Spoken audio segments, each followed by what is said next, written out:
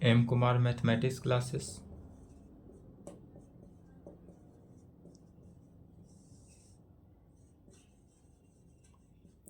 Class 12th।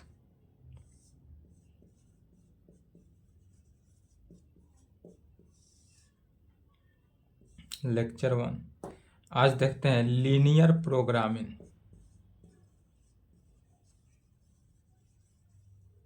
Linear programming. Linear programming को short form में LP बोला जाता है। लीनियर प्रोग्रामिंग को शॉर्ट फॉर्म में क्या बोलेंगे? एलपी। एलपी का मतलब क्या हुआ? Linear programming.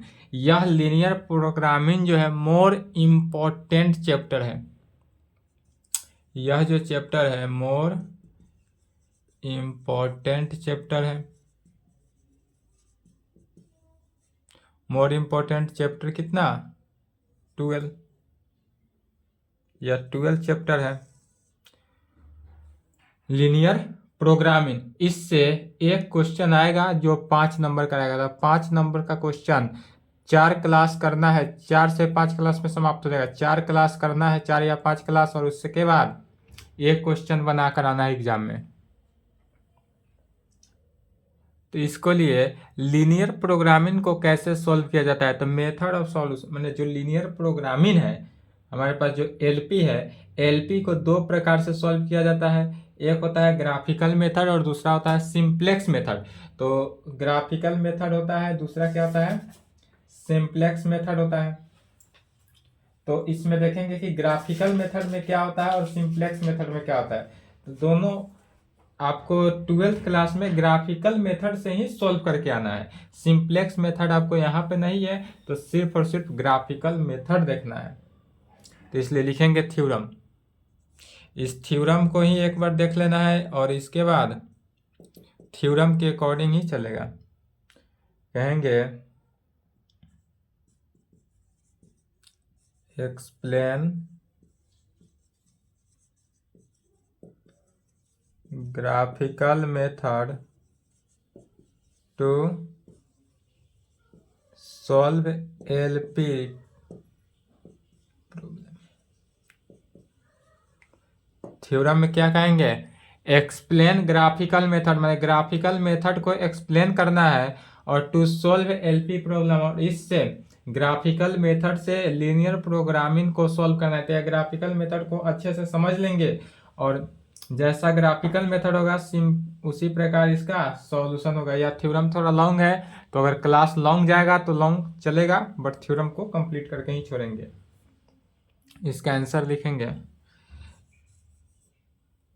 यह जो है क्या है? ग्राफिकल मेथड है। ग्राफिकल मेथड से सॉल्व करने के लिए तरीका, कैसे ग्राफिकल मेथड को सॉल्व करेंगे? तो वी कंसीडर एलपी प्रॉब्लम, माने कि हम मान लेते हैं कि हमारे पास एक लीनियर प्रोग्रामिंग का क्वेश्चन है। क्या? ऑप्टिमाइज,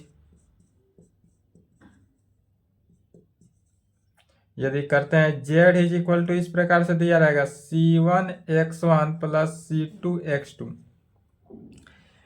देखे कैसे दिया रहेगा उसको समझना जरूरी है।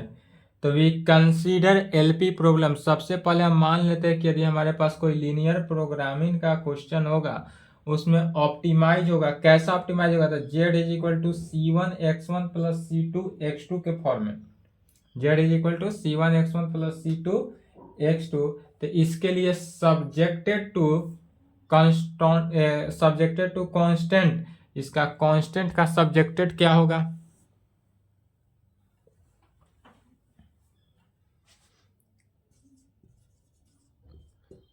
Subjected to constant. Subjected to constant जो होगा, यदि इस प्रकार से होगा सब्जेक्टिव टू कांस्टेंट, या गिवन रहेगा सब्जेक्टिव टू कांस्टेंट जो है वह ऑलवेज क्वेश्चन में गिवन रहेगा। यहां पर मान लेते हैं a11x1, क्या मानते हैं? a11x1 या मैट्रिक्स फॉर्म में माना जा रहा है। a11x1 plus a12x2 less than भी होगा या इक्वल टू होगा या ग्रेटर देन होगा या इक्वल टू होगा किसके, तब B1 के। क्या होगा यहाँ पर, लेस देन इक्वल टू भी B1 हो सकता है या ग्रेटर देन इक्वल टू भी B1 हो सकता है। दो कंडीशन ग्राफिकल मेथड में कितने, टू टाइप्स आ जाता है, एक less than equal to condition में, दूसरा ग्रेटर देन इक्वल टू के कंडीशन में। दूसरा इस प्रकार से हो सकता है A21x1 plus A22x2 less than equal to या ग्रेटर देन इक्वल टू किसके, B2 के।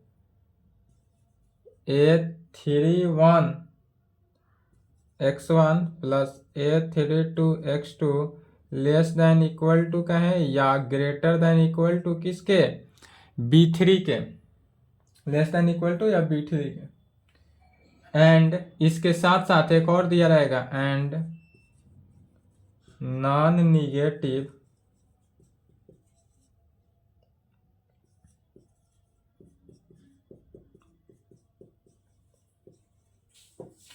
नॉन निगेटिव रेस्ट्रिक्शन क्या दिया रहेगा, तो x1 जो है वह ग्रेटर देन इक्वल टू 0 या x2 greater than equal to 0 या greater than 0, greater than equal to 0 होगा। तब कहेंगे देयर आर, अगर इस टाइप से यह क्वेश्चन में रहेगा, अभी तक जितना भी लिखे हैं ना, सब्जेक्टेड टू कांस्टेंट या वी ऑप्टिमाइज, जो माना गया है जेड इज इक्वल टू इतना, ये सब क्या रहेगा क्वेश्चन में आपको गिवन रहेगा। तब सॉल्व कैसे करना है, तो इस प्रकार से सॉल्व करना है। कहेंगे there are following steps to solve this, यहां तक लिखेंगे LP problem by graphical method. क्या लिखे, there are following steps to solve this LP problem by graphical method. अब इस निम्नलिखित स्टेप से जैसे जैसे स्टेप बढ़ते जाएगा उसी स्टेप से ग्राफिकल मेथड को क्या करेंगे, सॉल्व करते हैं, लीनियर प्रोग्रामिंग।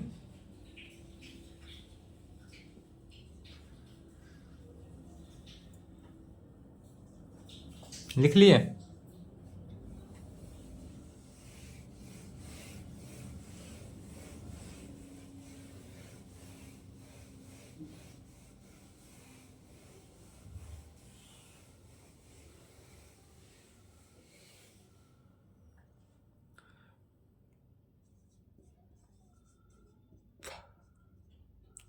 चलिए पहला स्टेप देखते हैं, स्टेप 1। स्टेप 1 में क्या कहेगा, we convert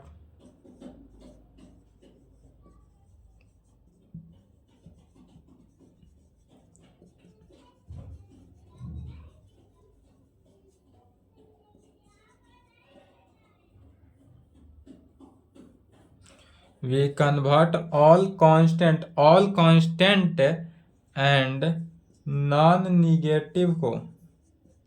and non-negative restriction into equation. यह जितने भी दिया रहेगा, क्या दिया रहेगा, तो जितने भी सब्जेक्टेड टू कांस्टेंट है या नॉन निगेटिव रेस्ट्रिक्शन जो है, सभी को क्या करते हैं, कन्वर्ट करते हैं किस में, इक्वेशन में। तो यह जो कन्वर्ट किए तो क्या इक्वेशन बनता है, इससे ध्यान देंगे। इससे इक्वेशन बना A11x1 plus A12x2 is equal to B1। अब यहाँ पर देखेंगे, यदि लेस देन इक्वल टू रहे या ग्रेटर देन इक्वल टू रहे कोई बात नहीं, क्वेश्चन में इज दिया रहेगा, उसको इतना मान लेना है। इज इक्वल टू क्या कहेंगे, B1 मानेंगे, इसको इक्वेशन 1। फिर सेकेंड लाइन को देखते हैं, A21x1 plus A22x2 is equal to B2 लेना है। A31x1 plus A32x2 is equal to C2 लेना है। B3 इज इक्वल टू कितना है, B3 लेना है। इस इक्वेशन को एंड साथ साथ नॉन निगेटिव क्या है, तो x1 इज इक्वल टू 0 लेंगे and x2 is equal to 0 लेंगे, यह वैल्यू भी ले लेना है। तो यह सभी के सभी वैल्यू जितना भी था सभी वैल्यू ले लिया, इतना मान लेना है। All the above equation represent a straight line, यह सभी के सभी जो इक्वेशन आया वह कहाँ पे, स्ट्रेट लाइन। तो कहेंगे ऑल द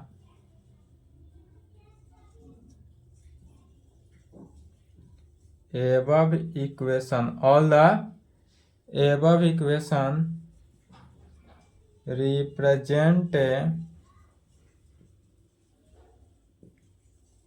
straight line, ये जितने भी है सभी जो है स्ट्रेट लाइन को क्या करता है, रिप्रेजेंट करता है, स्ट्रेट लाइन। इसलिए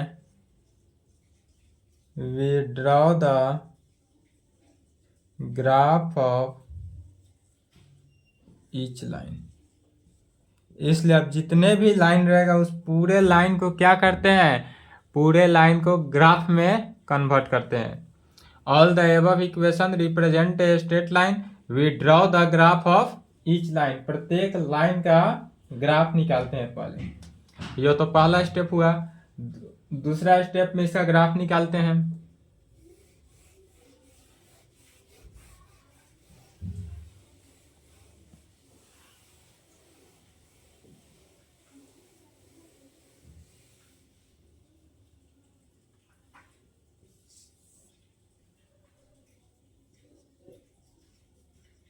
स्टेप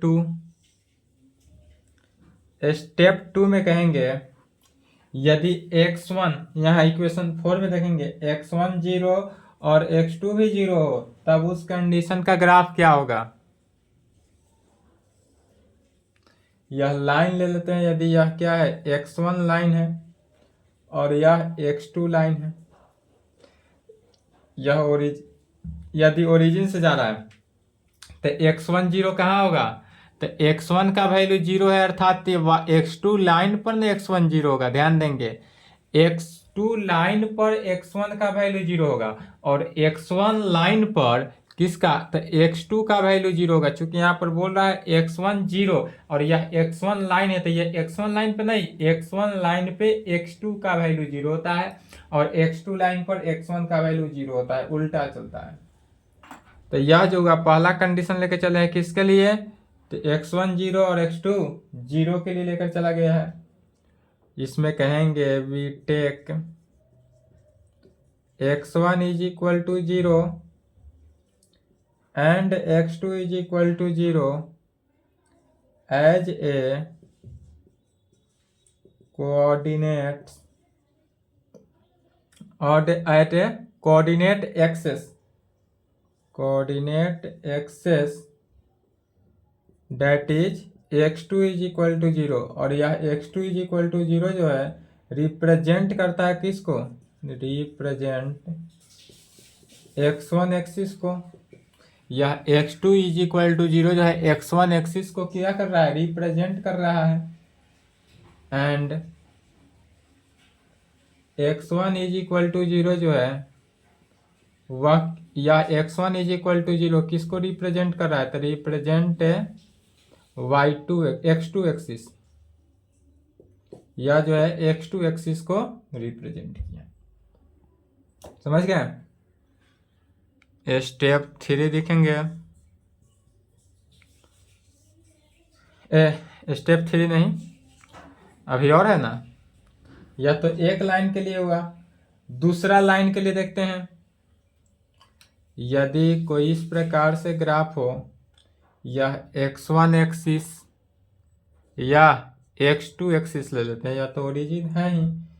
यदि कोई इस प्रकार से ग्राफ आएगा, a का कोऑर्डिनेट यहाँ पर देखेंगे, a का कोऑर्डिनेट और यहाँ पर होगा b पॉइंट ले लेते हैं, a पॉइंट और b पॉइंट ले लेते हैं। तो इसमें a पॉइंट का कोऑर्डिनेट और b पॉइंट का कोऑर्डिनेट क्या होगा, तो a पॉइंट का कोऑर्डिनेट में देखेंगे x एक्सिस पे है, तो x एक्सिस पे है तो यहाँ पर x1 का वैल्यू होगा, लेकिन y1 का वैल्यू क्या हो गया, 0 होगा। और यहाँ चूंकि y पर है तो यहाँ पर x1 का वैल्यू 0 होगा, लेकिन y का वैल्यू कुछ होगा। अब यह क्या होगा, तो कहेंगे सेकेंड में इफ द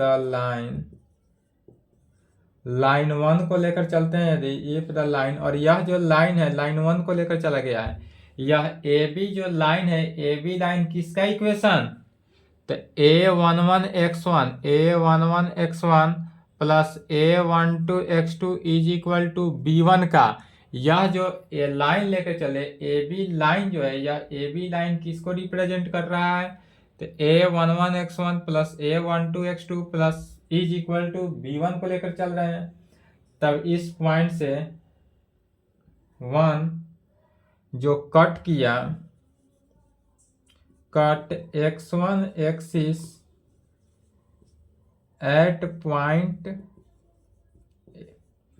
यह जो लाइन कट किया, यह लाइन 1 जो है, इक्वेशन 1 से देख रहे हैं, तो लाइन 1 जो है कट किया कहाँ पर, ए पॉइंट पर, तो इसलिए जब यह ए पॉइंट पे कट किया एंड x2 लाइन जो b पॉइंट पे कट किया, x1 लाइन पर, x1 एक्सिस पे a पॉइंट पे कट किया और x2 एक्सिस पर b point, and x2 axis at point b, और x2 एक्सिस पर जो है किस पॉइंट पे कट ऑफ किया, b पॉइंट पर, तो इसलिए इसका कोऑर्डिनेट ऑफ a क्या होगा, तो जब यह x एक्सिस पे कट ऑफ किया,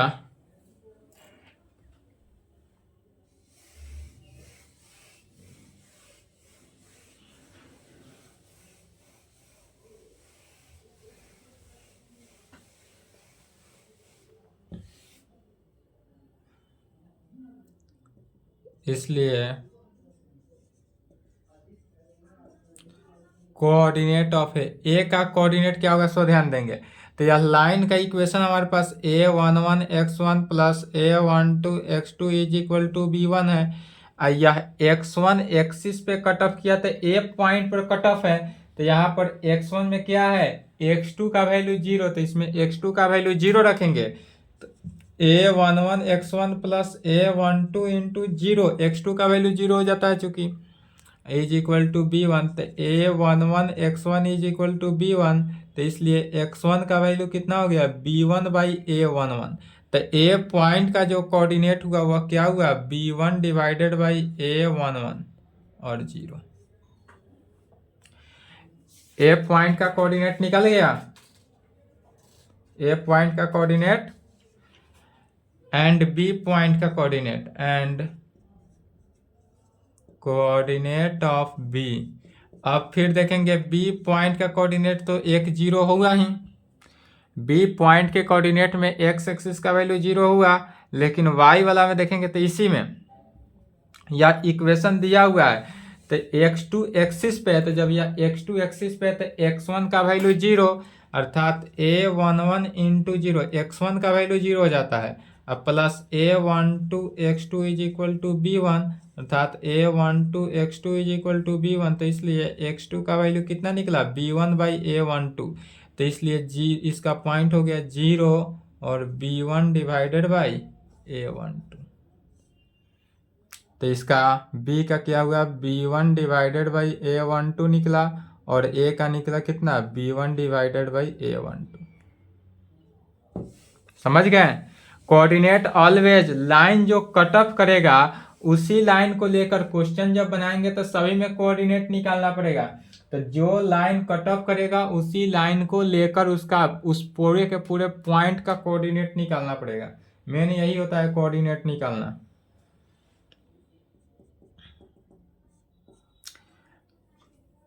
जैसे एक लाइन का कोऑर्डिनेट निकाले, सेकेंड का, थर्ड का, फोर्थ का, इसी प्रकार निकालते जाना है, ठीक है, तो इसलिए कहेंगे we joining A to B, यह जो ए से बी का लाइन है, joining A to B, we get the graph of first line, यह जो है ए बी फर्स्ट लाइन का हमारा क्या बना, ग्राफ बना, फर्स्ट लाइन का ग्राफ बना। चौथा, सिमिलरली इसी प्रकार we draw second and third line.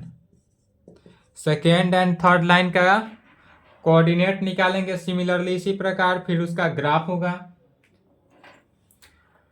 इसके बाद स्टेप 3, तीसरा स्टेप में क्या करेंगे, वर्किंग रूल। ये सब वर्किंग रूल ही है, इसी प्रकार से कार्य करते चलना है, क्वेश्चन ऑटोमेटिकली सॉल्व होते जाएगा। तीसरा में स्टेप में कहता है we find common feasible we find common feasible region. Common feasible region का मतलब होता है कि जब अधिकांशतः पॉइंट, अभी तो एक ही पॉइंट पर निकाले हैं, फिर इसमें सेकेंड लाइन का निकालेंगे तो CD लाइन आएगा, अदर लाइन आएगा, और उस सभी का कॉमन जो रीजन होगा, जो कॉमन वैल्यू होगा, उसको लिया जाता है। तो यह कॉमन रीजन कैसे आएगा उसको देखते हैं।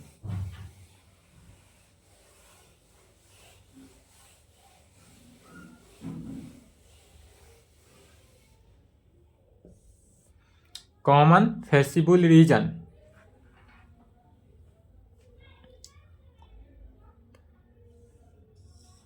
यदि x1 एक्सिस ले लिए, यह x2 axis, x1 axis x2 axis origin से चल रहा है, तो यहाँ पर x1 का जो वैल्यू था वह ग्रेटर देन इक्वल टू 0 हो, एंड x2 का वैल्यू यदि ग्रेटर देन इक्वल टू 0 हो, तब x1 भी ग्रेटर देन इक्वल टू 0 दिया हो और x2 भी ग्रेटर देन इक्वल टू 0 दिया था, तब कहेंगे फ्रॉम गिवन नॉन नेगेटिव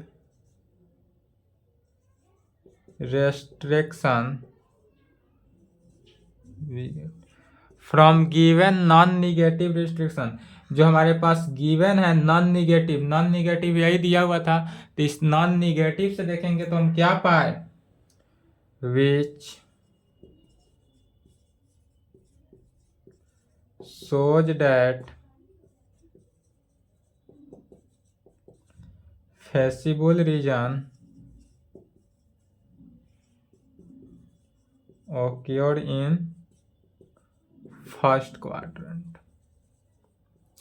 अब यह जो है किस क्वाड्रेंट में होगा, यही मेन, यही देखना है कि हमारा जो ग्राफ होगा वह किस क्वाड्रेंट में आ रहा है ग्राफ। तो यह ग्राफ जो है फर्स्ट क्वाड्रेंट में जाएगा।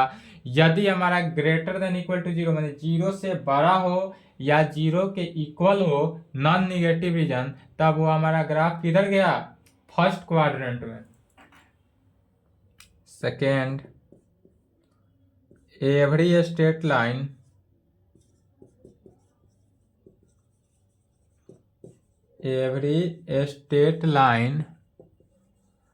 divide first quadrant into points। क्या कहेंगे, एवरी स्टेट लाइन, प्रत्येक अगर स्टेट लाइन को देखेंगे तो वह डिवाइड करता है किस में, फर्स्ट क्वाड्रेंट इनटू पॉइंट।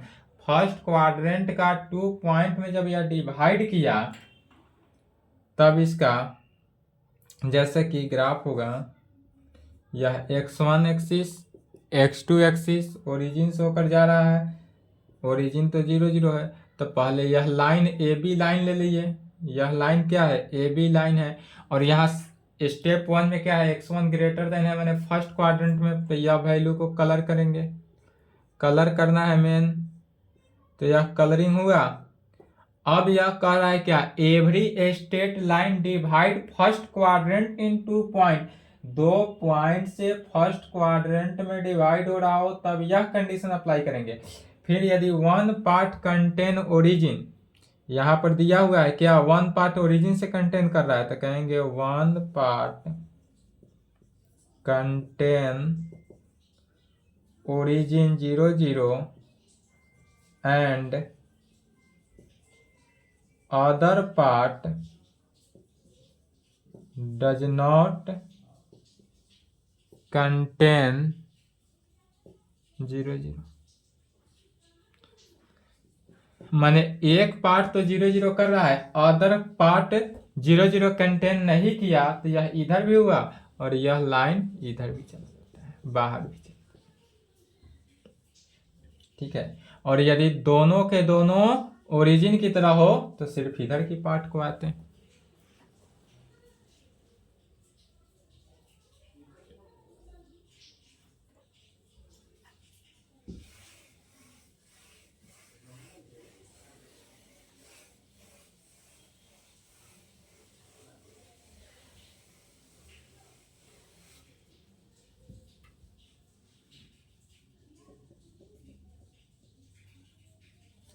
तीसरा नंबर पॉइंट में जैसे लिखेंगे, इफ यदि 0 0 सेटिस्फाइड, इफ यदि 0 0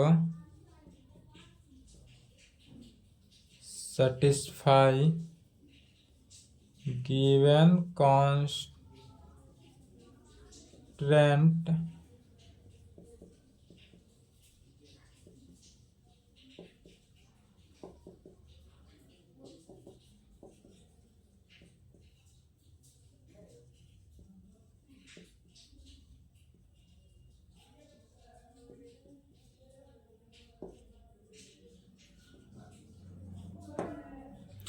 इफ यदि ओरिजिन से सेटिस्फाई गिवन कांस्टेंट, यदि हमारे पास जो है गिवन कांस्टेंट जो है, गिवन कांस्टेंट कांस्टेंट आई नहीं होगा, कांस्टेंट गिवन ए है, ए गिवन कांस्टेंट यदि जो है हमारा क्या ओरिजिन से सेटिस्फाई करता हो, किसका, फर्स्ट लाइन का, तो हमारे पास जो फर्स्ट लाइन था यही ना है। यदि यह कोई x1 एक्सिस हो, x2 एक्सिस हो, ओरिजिन है ए बी लाइन हो, या ए लाइन, ए पॉइंट बी पॉइंट पर ए बी लाइन है और यह ओरिजिन से सेटिस्फाई किया, तो क्या हुआ, यह लाइन जो है वह किधर आएगा, ओरिजिन की तरफ।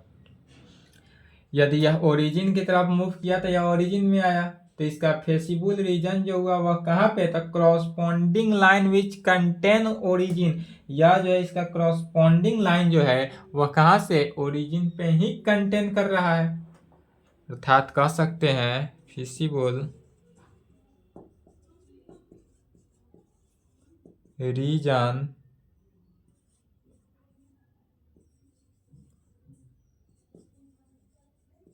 occurred at point of, वो साथ साथ है, पॉइंट ऑफ corresponding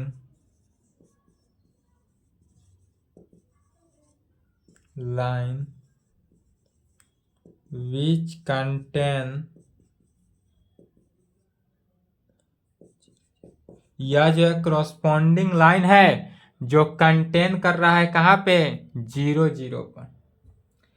यह कब के लिए हुआ, तो जब यह लाइन जो हुआ, यह लाइन क्या हुआ, लेस देन इक्वल टू के कंडीशन में, लेस देन इफ यदि constant is the form of, line जो था वह लेस के कंडीशन में हो तब यह इधर होगा, और यही यदि ग्रेटर देन, यह सिंबल देखेंगे, यही सिंबल मेन है, यह सिंबल यदि ग्रेटर देन हो जाए 0 की 0, तो यह ग्राफ उस तरफ चला जाएगा।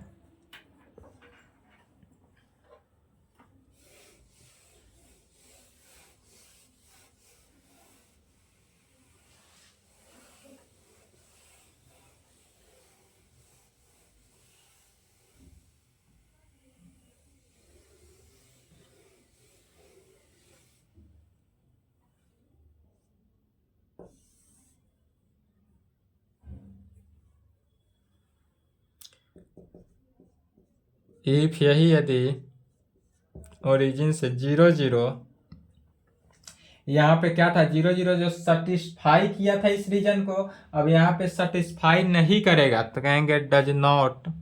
इफ यदि 0 0 does not satisfy given constant,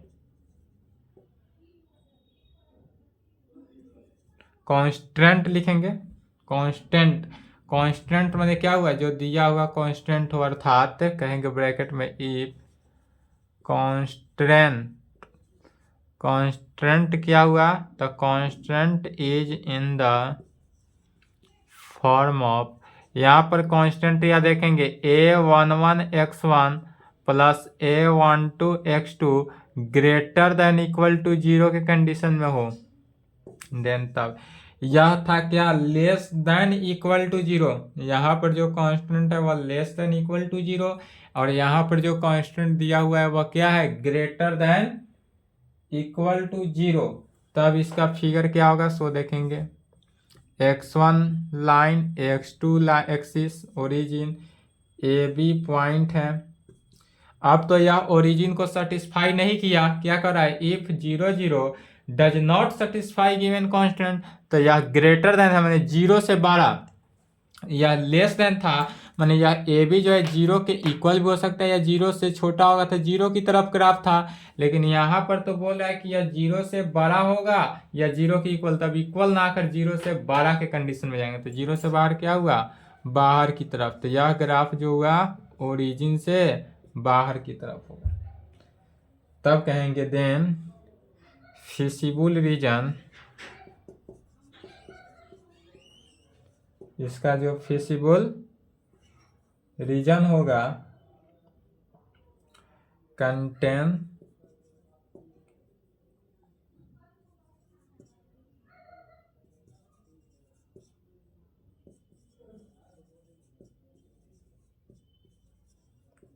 part of corresponding line which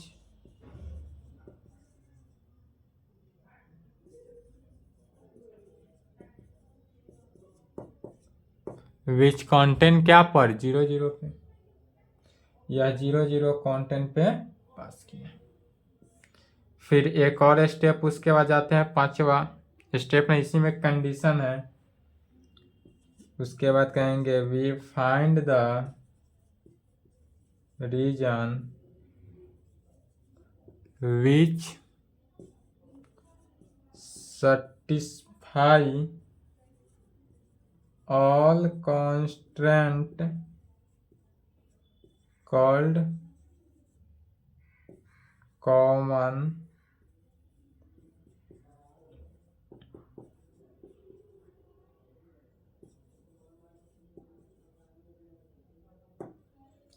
यह जो है all constant common feasible region को सेटिस्फाई करेगा।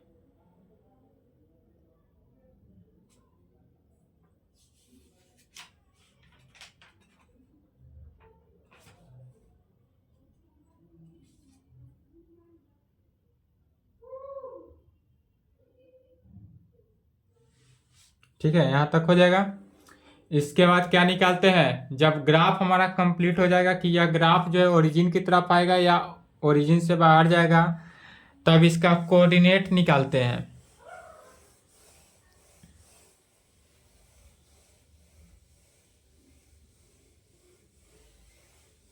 चौथा स्टेप में कोऑर्डिनेट निकालेंगे।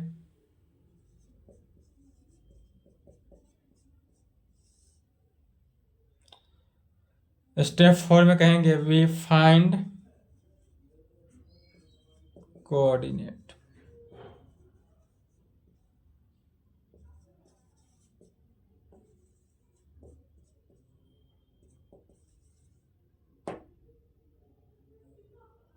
Coordinate of vertex of A common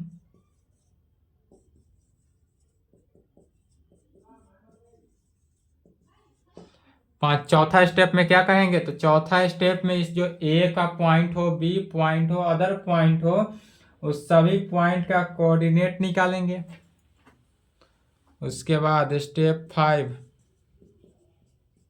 जब कोऑर्डिनेट निकल जाएगा तब कहेंगे we find the value of objective function. अब हमारे पास जो ऑब्जेक्टिव फंक्शन दिया रहेगा उसका वैल्यू निकालेंगे। तो ऑब्जेक्टिव फंक्शन जो सबसे पहले माने थे, ऑब्जेक्टिव फंक्शन क्या माने थे, तो ऑब्जेक्टिव फंक्शन माना गया था z is equal to c1x1 plus c2x2, यह माने थे, बट क्वेश्चन में दिया हुआ रहेगा। याद है फर्स्ट में देखेंगे जहां थ्योरम लिखे थे सॉल्यूशन, वहीं पे सबसे पहले माने थे ऑब्जेक्टिव फंक्शन को। तब कहेंगे we find the value of objective function z is equal to c1x1 plus c2x2 at each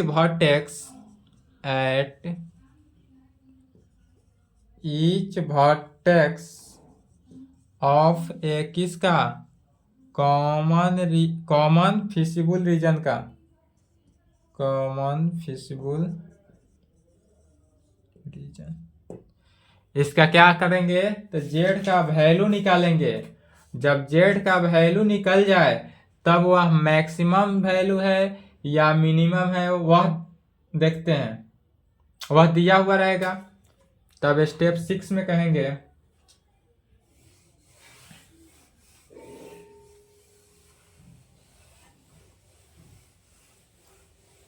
जैसे स्टेप वाइज जो स्टेप जाया जा रहा है उसी प्रकार स्टेप बाय स्टेप जाएंगे, ऑल क्वेश्चन सॉल्व होते जाएगा।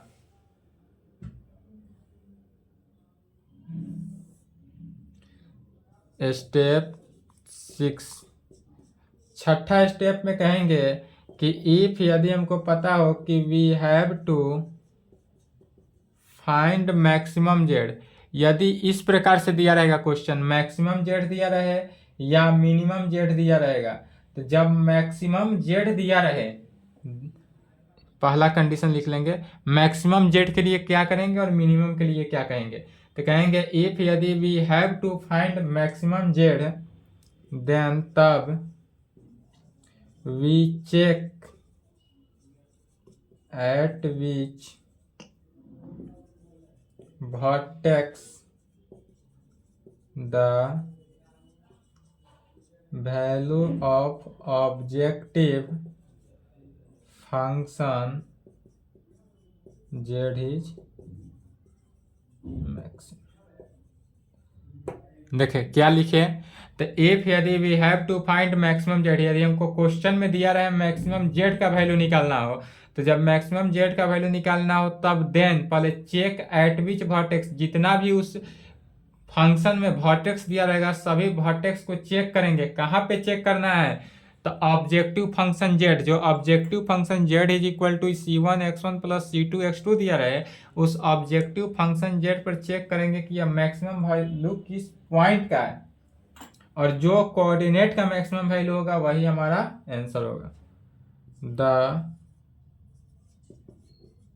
Coordinate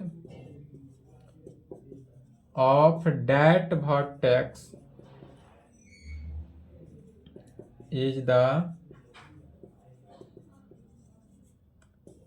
required solution of a given LP problem, और वही जो होगा हमारा गिवन LP प्रॉब्लम होगा। या तो मैक्सिमम के लिए हुआ, यदि मिनिमम के लिए हो तो क्या कहेंगे, सेम जहां मैक्सिमम है वहां क्या करना है, मिनिमम से रिप्लेस कर देंगे। यही 6 स्टेप को देखना है और ऑल क्वेश्चन को सॉल्व करना है। यदि यही मिनिमम के कंडीशन में दे तो सेकेंड नंबर में लिखेंगे if we have to find, अब यहाँ पर मिनिमम जेड निकालना हो, minimum Z, then we check at which vertex the value of objective function z is minimum। अब z जो है ऑब्जेक्टिव फंक्शन उसी को चेक करना है कि वह मिनिमम किस पॉइंट पे होगा। तब कहेंगे the coordinate of that vertex is the required solution of a given LP problem जो दिया रहेगा उसका। यहाँ तक कंप्लीट करेंगे, इसके आगे प्रॉब्लम है नेक्स्ट क्लास में देखा जाएगा। प्रॉब्लम एक्सरसाइज 12.1 बनाकर आएंगे, ठीक है, नेक्स्ट क्लास। मोर इम्पोर्टेंट है, इसको छोड़ना नहीं है। लीनियर प्रोग्रामिंग जो ग्राफिकल मेथड है, यह 5 नंबर क्वेश्चन पूछेगा ही, इसलिए इसको कंप्लीट करेंगे ही, इसको छोड़ना नहीं है। चलिए आज की क्लास में यहीं पर संपन्न करते हैं, यहाँ तक कंप्लीट करें।